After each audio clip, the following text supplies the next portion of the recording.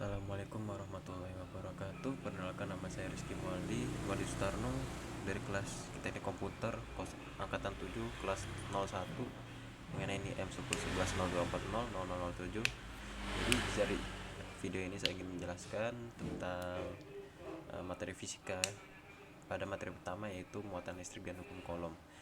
Jadi pada muatan listrik itu ada sebuah atom terdiri dari sebuah proton bermuatan positif, neutron yang bermuatan netral, dan elektron yang bermuatan negatif.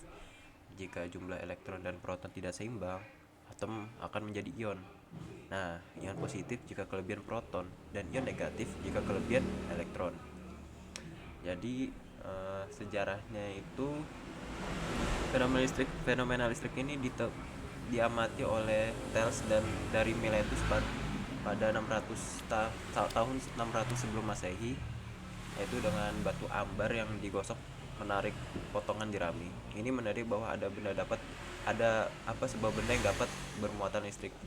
Nah, contoh, jika batang kaca digosok sutra dan batang plastik digosok bulu, keduanya menunjukkan sifat tolak menolak atau tarik menarik tergantung jenis muatannya. Nah, Benjamin Franklin menamai muatan positif untuk kaca dan negatif untuk plastik. Lalu selanjutnya,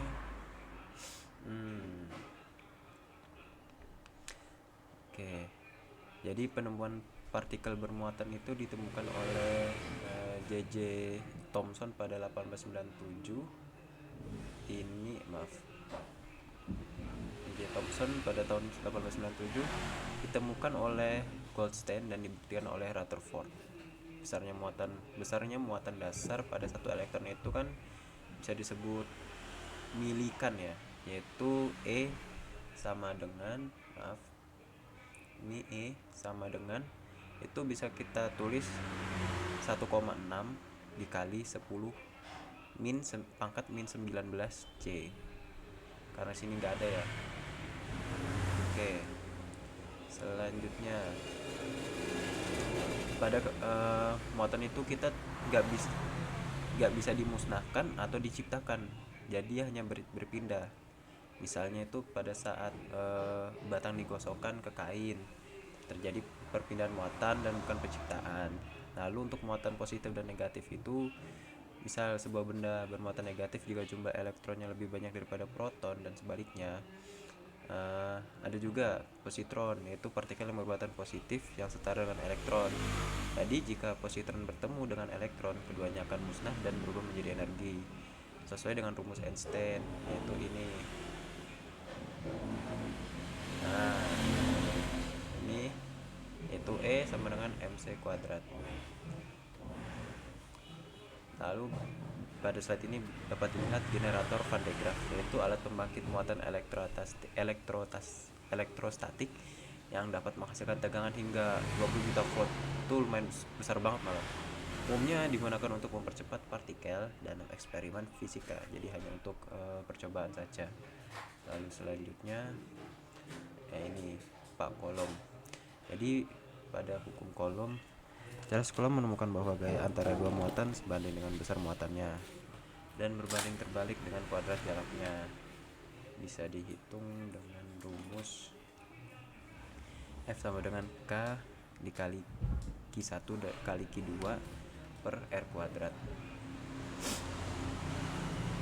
Jadi untuk perbandingan gaya Coulomb dan gravitasi antar elektron, yaitu gaya Coulomb jauh lebih besar dibandingkan gaya gravitasi. Gaya gravitasi sangat kecil dan bisa diabaikan dalam skala atomik. Ini ya.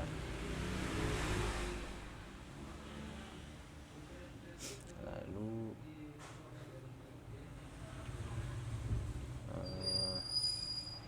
arah gaya Coulomb vektor. Nih. Jadi arah gaya tergantung jenis muatan. Untuk menentukan arah gaya secara presisi dapat menggunakan vektor satuan, yaitu sama dengan R X1 dikurangi X2 I ditambah Y1 dikurangi Y2 J dibagi dengan besar vektornya. Gaya bisa menjadi F sama dengan F dikali R. ini ya, atau F sama dengan kaki per R kuadrat. Selanjutnya itu ada superposisi.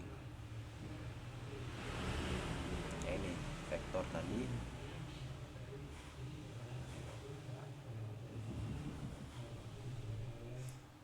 Mana ya?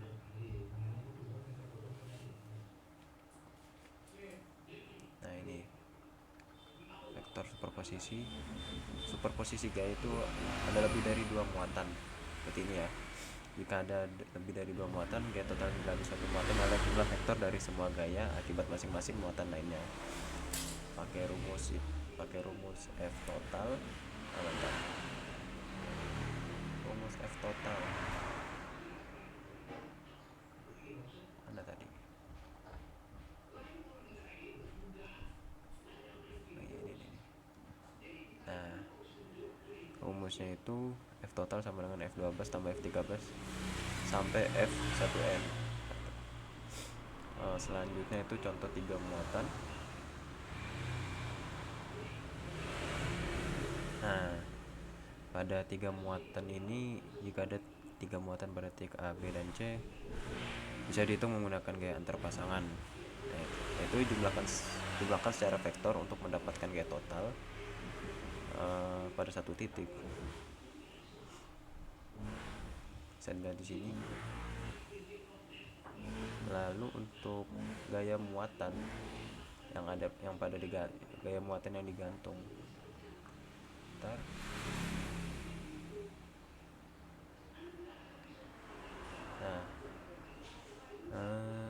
Gaya pada muatan yang digantung jika dua muatan serupa digantung dengan tali yang panjangnya sama. Ini contohnya. Nah, muatannya sama dengan tali yang panjangnya I dan disebut, lalu gaya tolak kolomnya itu menyebabkan keduanya menjauh. Bisa dilihat ada jaraknya. Gaya ini seimbang dengan gaya berat, jadi gayanya itu sama dengan gaya beratnya. Bisa menggunakan rumus Fc sama dengan T sin alpha, atau W sama dengan T cos alpha, atau tan alpha sama dengan Fc kali W.